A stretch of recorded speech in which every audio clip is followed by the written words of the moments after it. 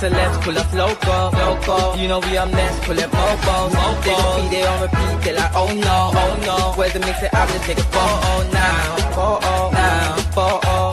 But for now, I'm loco. For now, preserve the beat, I'm more loud. I said I'm more loud, I'm more loud. Can't touch down. Get it? Yes, my peoples. Big up yourself. Big up the whole Metric community. Smash the likes on your way in. You know we're always here with that United news. We're going to get into it as we always do.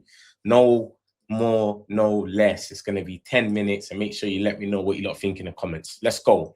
So we start off here with the guys, man. You know what happened with the game today? We played AC Milan and we lost 4-2 to Ruben Amorim. This is his first win in as an AC Milan manager. He hasn't won any sort of games. It is where it is. I would say it was a terrible performance after about the 20th minute. I think we was playing good in the first half, but in about 30 minutes in, 25 minutes onwards, it got a bit, it was just dire, very dire. So it is where it is. There's a lot of people obviously coming out and saying stuff and everyone's hyper and whatnot. We're going to get into all of that. Don't watch nothing. But Carrick's come out after the game and obviously explained the situation. He said, listen, we are disappointed. We didn't play well today. We need to learn from it. We need to improve. Some of the boys played their first minutes. It's a different reason anyway. No excuses. We just didn't play well. So he's letting it be known. I'm not going to come here and sugarcoat anywhere. No Eric Ten Hag talks where we start saying some mad stuff and we was world class or we done this well. We was rubbish. It's simple as that. There's a lot of people going crazy. It's pre-season, bro. Like when we're winning all these games in pre-season and we're playing this good football, you've got to take it easy with a pinch of salt. All right, it's pre-season still. Not everyone's taking it to heart. Some people ain't match fit, etc. So when we lose, why is everyone losing their head? I don't understand. But there's a lot of people going crazy. Alex Crook, who comes out every single time we've won and done little stuff on TalkSport, saying what he's saying. He's come out today and he's saying the Man United result is so concerning and annoying in equal measure. Like, what's concerning about you? Go on TalkSport after every win and you're coming out here and you're saying, we're going to win the league and I can see us doing well. And then now we've lost the game. You're talking rubbish now. See what I'm trying to say? Like, this is what happens. People are going to say what they're going to say. This is concerning, though, when you look at stuff like this and it says, listen, this was Manchester City's back four in August 2022, and this was our back four, which is basically the same back four we kind of finished the game with, you might as well say. Crazy when you think about it. Like, look at that. That was their back four. Cancelo's already gone. You know what I'm saying? Walker playing for Burnley. Ake, I'm sure they're getting rid of him. Diaz, like, and then we've still got the same four players that we barely won anything with. It is where it is. Like I say, pre-season's hit and miss.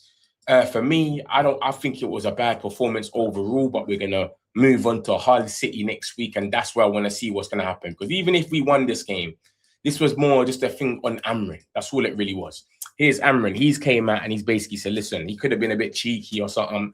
He's come out and he said, listen, it's a normal game. Since I signed with Milan, I haven't felt anything about Manchester United. I'm just proud to have been at Manchester United. I still love Man United, but after signing with Milan, I don't feel anything negative about anything because I'm very happy. I'm where I should be. So I just want to continue here. I wanted to win a game in pre-season to give our fans a good image. Let me tell you something about Amorin that a lot of people might have forgotten. When Amorin was the coach for Manchester United, every time we played big teams, we played teams that pushed their wing backs or the fullbacks more up. We always played well. I was never scared of no big teams under Amorin. We always played well. You looked at us when we played Arsenal at Old Trafford and we lost 1-0 because of Bayern there being too weak. The first game of the season, last season, we played well. We had about 20 shots or something. We caused them havoc. Like, we won at Anfield. We won at the Etihad with Amorin. So it's never been a problem. It's only really Spurs that every time we played, they always kind of rolled us apart. But every time we played the big teams under Amorin, we were always kind of fine. And that's what we done today. We was a big team going up against Amorin's system, pushing our fullbacks up. Mazarari, Luke Shaw, they're pushing up, and that causes havoc. You understand? And there was a lot of individual performances that was trash today. Martinez, he had his little stinker. I saw, like, for the last goal as well, Loftus-Cheek outpacing him. it is what it is, man. Like I say, bro, these things happen, but the media is going crazy. Laurie Whitwell's coming out here. He's saying he's always done a whole little article in it. Marcus Rashford makes his return after 20 months on. Bruno misses a second penalty in 2 games. That's getting a bit concerning with Bruno. I don't know why he just don't do the hop thing no more. Do the hop, see where the keeper goes and slide the other way. He's trying to just go for it now. Blast, like, I don't get it. But it is what it is, man. Ruben Amorim gets his first win and we move on. A lot of people's coming out here and calling out Ineos, saying we need to step up. I think we do. Everyone knows what we need to do. We have to go out there and get a DM, go out there and get a left back. I've always said I don't really rate the defense. A lot of people saying, the defense is really ready. I don't know. I've never thought the defense is ready. I feel like we need somebody. Either we need someone to protect the defense or we need to go out there and get a proper defender, like a centre-back that we can rely on that is certified. Do you know what I'm saying? So it is where it is, my people, man. That's the obviously game. Bruno, we could have done way better. I don't know how he got that much of a ratings because throughout the whole game, he had a few chances and a few things he just wasn't at it today, bro. And that's fine. That can happen to anyone. But our fan base is going crazy as usual. Don't get into it, bro. Like, don't let these things get to you because it's a pre-season game. Big up Marcus Rashford. He's made his official comeback at Manchester United after a loan from Barcelona. And like I said, he hasn't played for 20 months. He came on, he looked a bit lively. He couldn't really do nothing too mad. I know he had one little chance in front of goal. He didn't really touch it. But apart from that, yeah, it is what it is. We've still got the situation with Xerxes where we're seeing what's going on. Juventus are still showing interest. Xerxes didn't even get on today. That's crazy. He didn't even get no minutes today. So we're trying to basically do a deal for about an obligation to buy. They're trying to do a deal with an option to buy at the moment. So we're kind of talking it out with Juventus at the moment. That's the only thing that's going on with that. So we'll see if anything comes from this Xerxes situation. The transfer news ain't really been going too crazy today because of the game. And obviously, when Man United lose, you know what happens straight away. Every single person goes crazy. But like I said, we know what we got to do. Everybody knows we've got to go out there and get these positions done up. DM and left back especially. We saw Luke Shaw today. Generational stinker. Yeah, that was a generational stinker for Luke Shaw today. I don't want to hear nothing from nobody. It was crazy. It was worrying. 100%. We need to get a left back. We need to get a defensive midfielder. Luke Shaw. But then again, like I said, that Amorin system against big teams, it's always stunning people, where people are always lost. And we used to gain off that at one stage. Let's get into the injuries now. So we got De Ligt. He's still got the back injury. He got injured in November when we played Crystal Palace. And we still haven't seen him. We're coming up to what? From November, like, mate, it's nearly September. So it's 9 months or something. But look, De Ligt hasn't featured for United since November and is recovering from back surgery. He is back training on grass and travelled to Republic of Ireland for the part of the training camp this week. But there's been no word on him and his possible return to action. So he's just there supporting the team. Mason Mount, he had a foot injury. Everyone said it was a precaution.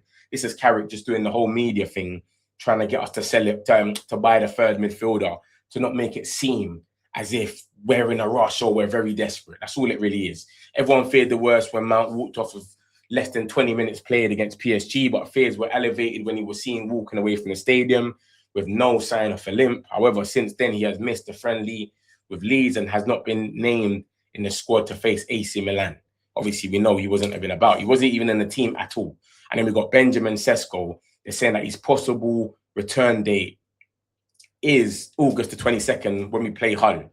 Benjamin Sesko, shin injury. Remember, he missed the last 3 games of the season because Konate pushed him into the board.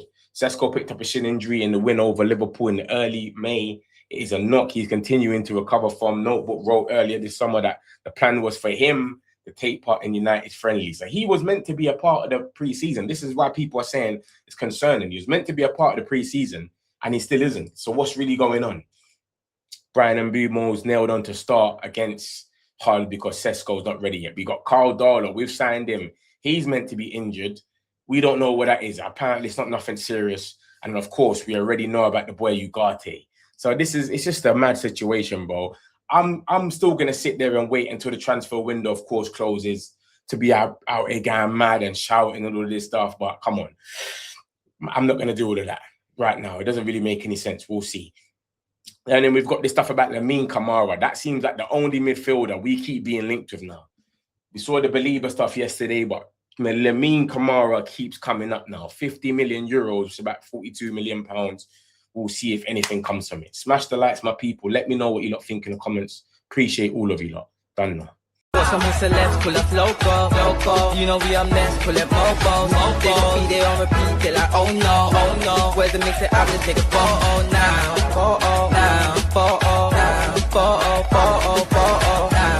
For now, I'm loco. For now, the service beat, I'm more loud. I said